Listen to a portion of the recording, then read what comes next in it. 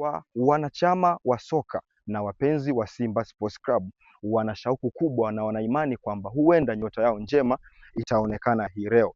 Na baada ya ujio wa Clatous Chota Chama, baadhi ya mashabiki wa mpira na mashabiki wa klabu ya Simba wamekuwa na imani, pengine wakiamini kwamba Chama yule wa 2017, 2018, 2019 ambaye aliwavusha kutoka hatua ya makundi kwenda robo finali, tunamkumbuka Clatous Chota Chama wa Nkana, Le Devils, ambapo alipiga goli fulani hivi ambao ni la kideo.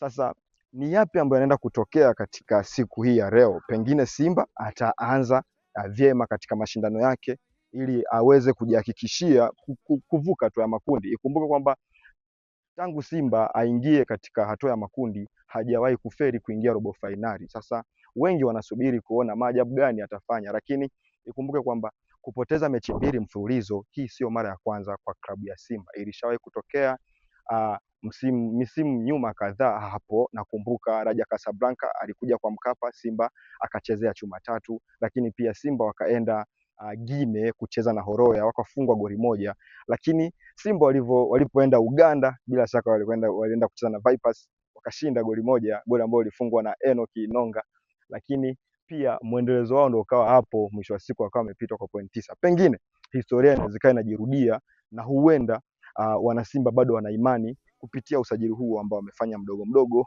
pengine wanaweza wakavuka hatua hii ya makundi. Hata mimi pia nina imani hiyo, kwa sababu Watanzania wenzetu haina haja ya kuanza kuwachukia, inabidi tuwasapoti, na leo tukutane saa 1 bana, na baada ya mechi tutazungumza kipi kilichojiri kule.